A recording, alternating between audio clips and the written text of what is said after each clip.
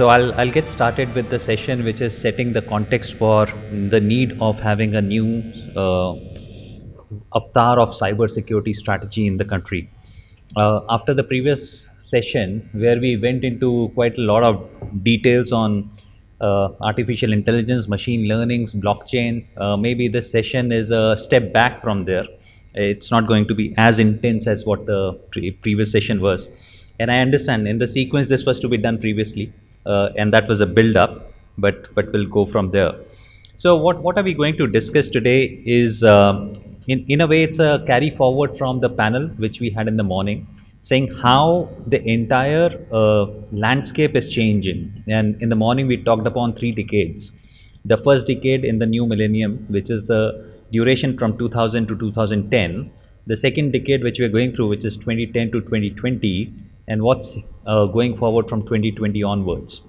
And if you look at the 3 decades, which Mr. Jaju also somewhere depicted by one of the graphs, 2000 to 2010 was a period of networking. It was more of web applications emerging, because internet was the one which became the common media for connecting everything together, and that was resulting issues around cybersecurity, which was more related to confidentiality, integrity, availability of the systems. Came 2010 and the current decade, we have seen a digital disruption which has happened. Everything is now becoming more digital, and the kind of issues from cybersecurity which have emerged upon are very, very different what we had faced upon in the first decade.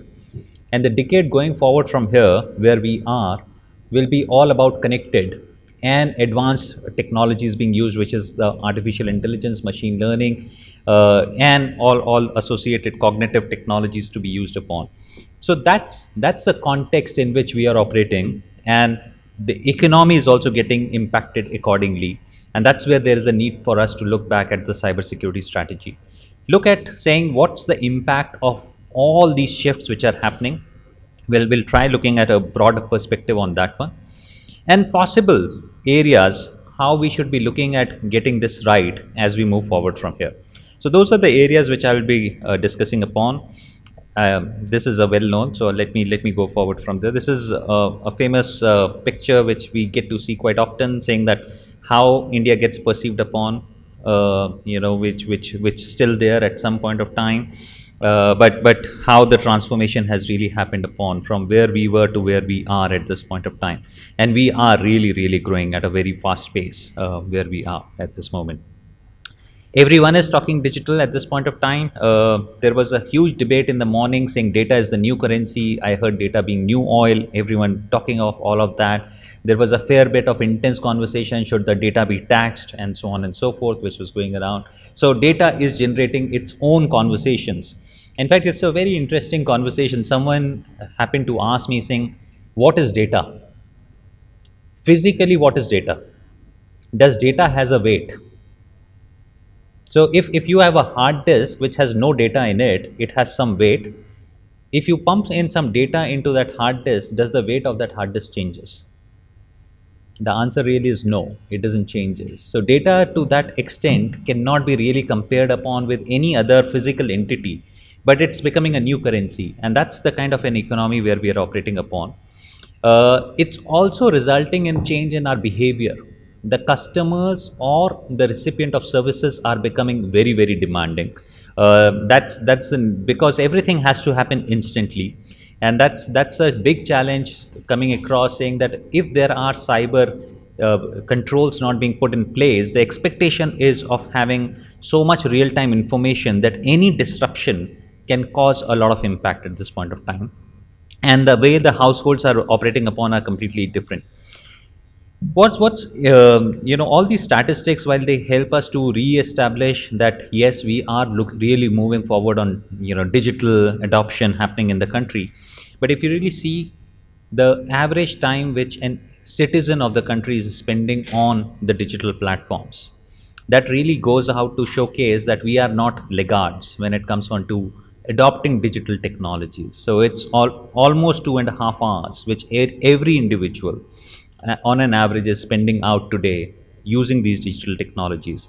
Now it's imperative, if that's the kind of adoption which we are going through, our cyber security strategy needs to be aligned and needs to be addressing the elements which are coming because of this rapid adoption of digital technologies which we're going through.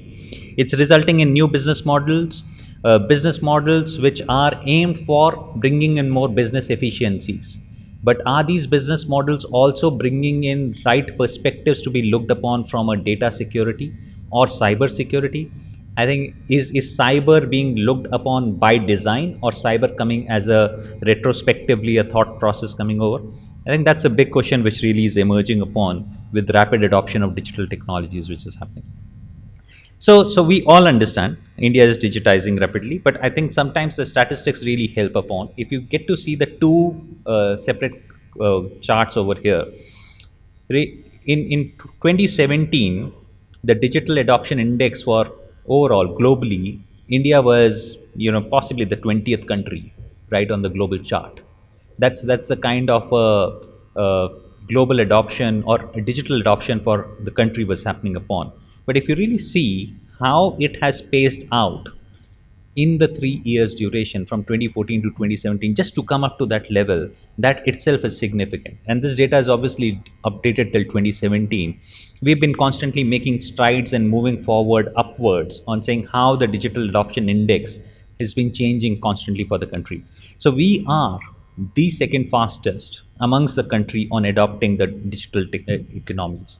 And the one which beats us is Indonesia, which doesn't comes to me as a surprise, because many times when we look back at Indonesia as a country, as an economy, very similar to India. It's just that it doesn't get contexted upon or contextualized upon or talked upon in the same forums. But yeah, I'm not surprised that Indonesia is beating us over there. But yeah, India right up there. If that's the reality, is that only what we are getting to see across some of the startups, or is that what we are getting to see how a common citizen is also operating upon? And I think the answers are very clear. The common citizens are adopting the digital technologies on a rampant basis. Just look at some of these government led forces which has resulted in so much utilization of digital technologies, be it in form of the bank accounts getting linked to Aadhaar, be it in form of the basic authentication or identities being created through UIDI systems, be it in form of the various e-government transactions which are happening at the every point of time, or the CSCs which have been created upon, and so on and so forth. So I think all of this is leading to a clear point of view saying that digital technologies is not just something which we as country are just talking upon, but it's massively being adopted. And if that's a reality, if that's the true reality which is emerging, are we keeping pace on cyber security at the pace at which we are adopting digital technologies? And that's a big question which really emerges out over here. It's the various forms and shapes in which digital is coming upon. One of the other things which I wanted to talk, which is really the future, the next decade which we're looking upon over here, is the connected devices or connected enterprises or connected cities or connected autonomous vehicles and so on and so forth. This is going to bring upon a completely different perspective, which possibly today early conversations are happening at this point of time. This is where Internet of Things and 5G technologies is going to play a big role. I think setting this context really brings upon the key question saying that what should we be doing so that we can address upon cyber security strategy as we start looking at it now from the perspectives, the lessons learned from the past, but also looking going forward from where we are. And there were a lot of conversations which happened saying that, what are these lessons which we have learned in past? And these are some of those statistics which really go back saying that where are the attacks really coming? Malware continues to be one of the most common attack which we are facing upon. We are ranked right up there in terms of what the various attacks are happening in the country. The average cost of per data breach is getting increased year on year by nearly 8%, and X number of cyber attacks are leading to financial damages which are so significant. So I think all of this is giving us a huge message saying that we really need to learn from all of these, but not just learn from all of this, also look upon from the future what's emerging upon, right? And that's where IoT deployment really becomes a key as we look forward from here. Bringing all of that perspective, I think what we need to look upon is a cyber refresh, and that's the point which we really wanted to bring upon to the forum, saying that what does a cyber refresh for a country India really mean upon, and there are 4 points which we're just talking upon from refreshing the cyber, and that's what we wanted to put across. The cyber will change in the form and shape in which the technologies get adopted, but the baseline principles will continue to be consistent wherever we or whichever form we operate upon. In past, when we used to talk upon on cyber, the focus used to be a lot more on prevent, but with the rampant increase in the cyber attacks, the focus has now shifted onto resilience. And how do we make sure that these baseline principles get established in the right form and get their form and shape into our cybersecurity strategy? I think that's extremely important and critical. What's also important and critical is bringing upon a right formation of a community so that whole lot of this intelligence which is emerging upon can be shared on a regular basis so that the lessons learned could be passed across in a very focused manner rather than we learning on the expense of what we learn on by going through incidents. So our first point of focus is saying that how can we really establish certain baseline principles which will be consistent, which we have learned from past, which we are seeing at this moment, and which will continue going forward from where we are at this point of time. And that needs to really go into refreshing the cybersecurity strategy for the country. The other one is really bringing in right skilling. And this was again a point which got debated today morning in the panel, saying that are we getting the right skills? And there is a projection saying how many skills are required in the country, and there is a number which says how many skills do we have at this point of time.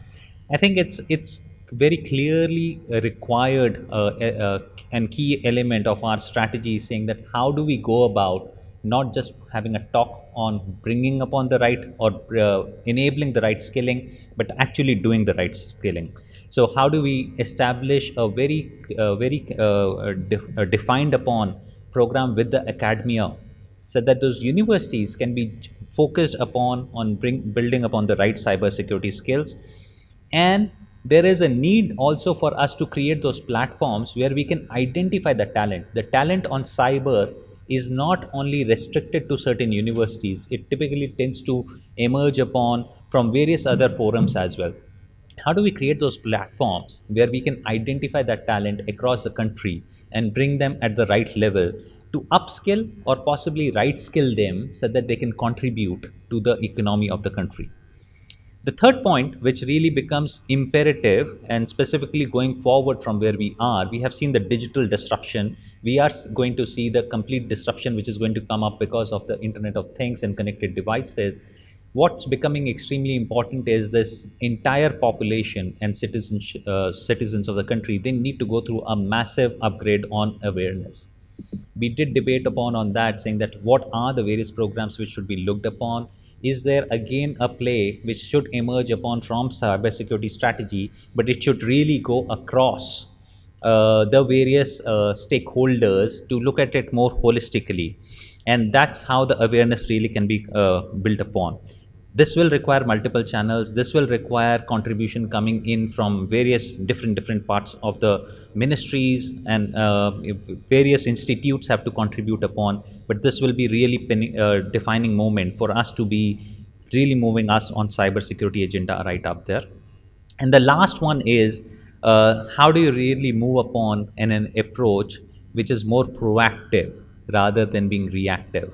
And that really brings upon saying that how do you create those knowledge bodies? And that's where maybe an element of coming back into the country really emerges upon, saying that how can we create those indigenous technologies which help us to proactively identify the trends through which the world is going through, what's going to come and have an impact on our country, and how do we proactively be ready for those? How some of these advisories and intelligence can be made available to the larger stakeholders rather than it being sitting with certain defined boundaries. So these are the 4 key areas which we believe should be looked upon as we start addressing the refresh of the cyber. and the and we're not saying that others are not important. They are critical, they're already defined upon, but unless we look at some four of these, maybe we will not be able to pick right lessons from the past. Just looking at these four and not addressing some of the questions which are really coming across will also not completely address the problem. So there are four key questions which are really emerging upon, saying that how should we have this robust and credible cybersecurity roadmap and action plan for country? Who should be the one who should be responsible for developing this? Who will be responsible for not just developing it, but making sure it gets acted upon? So I think that's an area where we need to have consistent view. Today we have disparate views. As we get to start looking upon the cybersecurity strategy, it's imperative that we start bringing some more clarity around these areas. The second one, which really comes across, is saying that there are certain sectors which have taken a leadership position in terms of defining what does it means for cyber security for those sectors, but some of the sectors have not been able to take that kind of an approach.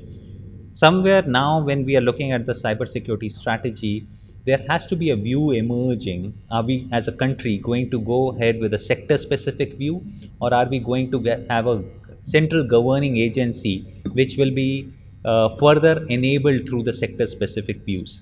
So currently we don't have a consistent view around that. It's kind of a hybrid approach which really emerges upon, but I think it's a tipping point where we are, and we should bring upon a consistent view.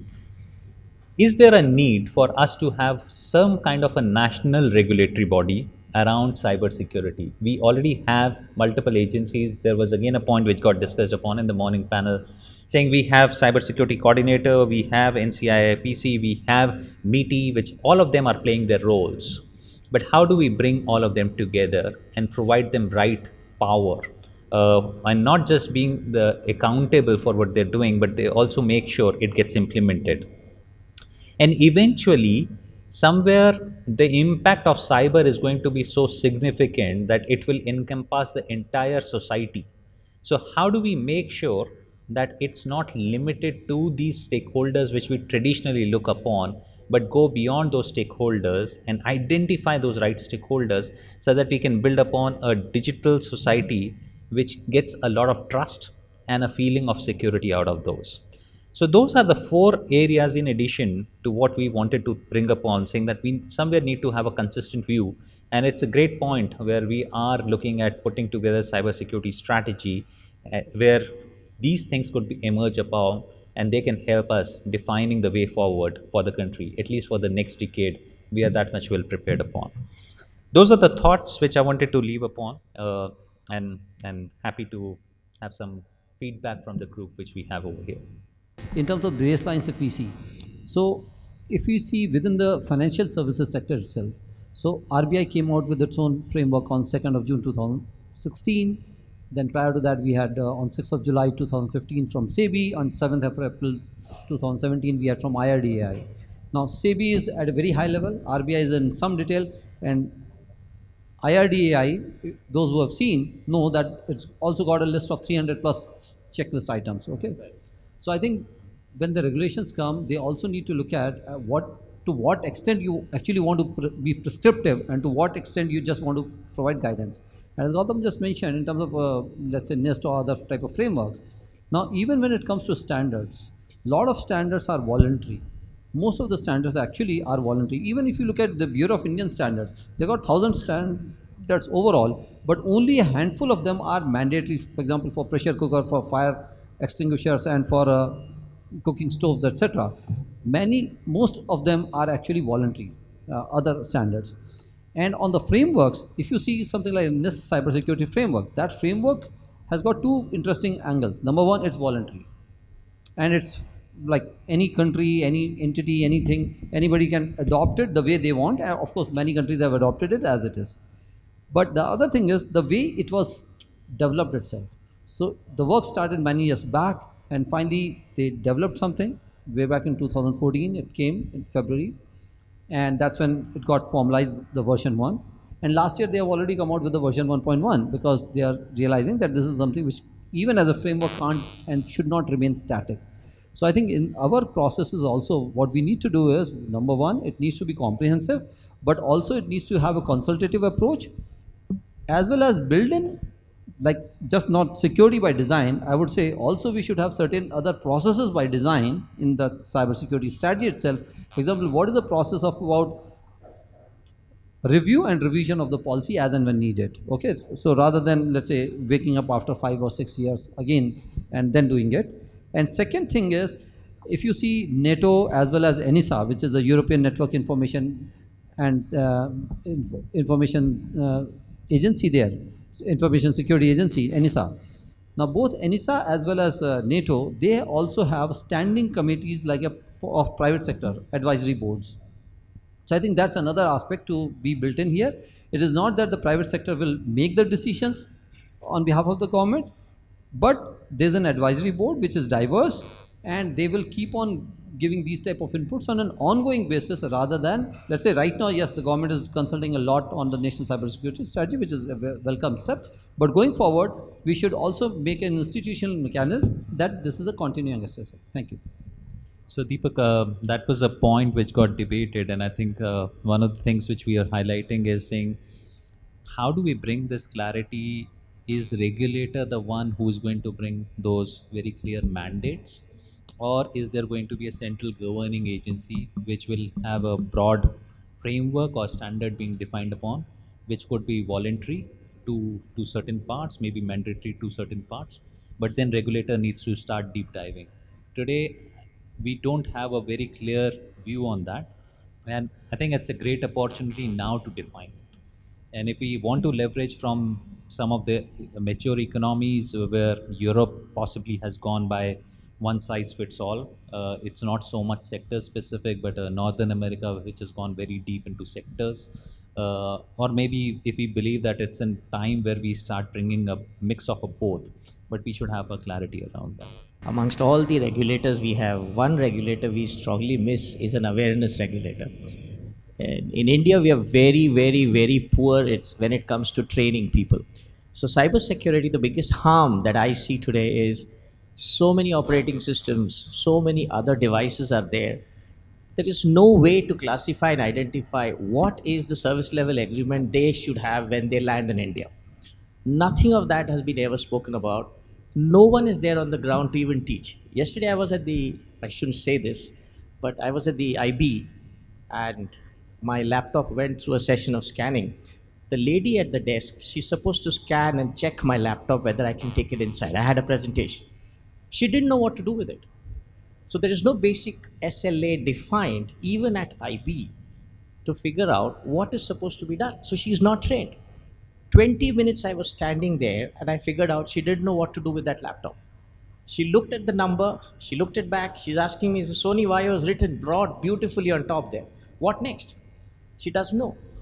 So if it is at that level, no matter what kind of regulation or frameworks we set up, down on the ground, when I participate with people down on the ground there, nobody has any clue. Android, I carry this device, nobody knows what are the holes inside this box. Nobody knows how much of data gets pilfered from my Android device, all Indians' information just going out. Nobody knows. There is nobody in the regulatory or nobody on the ground helping us. So you guys, since you all are participating in so many ministries, find out who is the awareness regulator. Ask this person. Go right up to the bottom. Teach people. You can create millions of jobs just teaching people how to manage a device. Overall idea of the cyber security has to be break down into multiple parts, as you are saying, like it has to be for the technology which are involved, which are pumping the massive data, AI, blockchain, and then IoT devices is something which is like, as sir rightly said, in data center nobody is going to touch your server. 70% and 80% it's right, so only 10 or 15% that kind of situation arises. And third vertical, which is the capacity building, in terms of like we are entering into the system, what kind of systems has to be there once it comes to the application development, app development. So I think if we will classify all these different vertical into different sections, make the minimum framework for these individual things, I think it will help.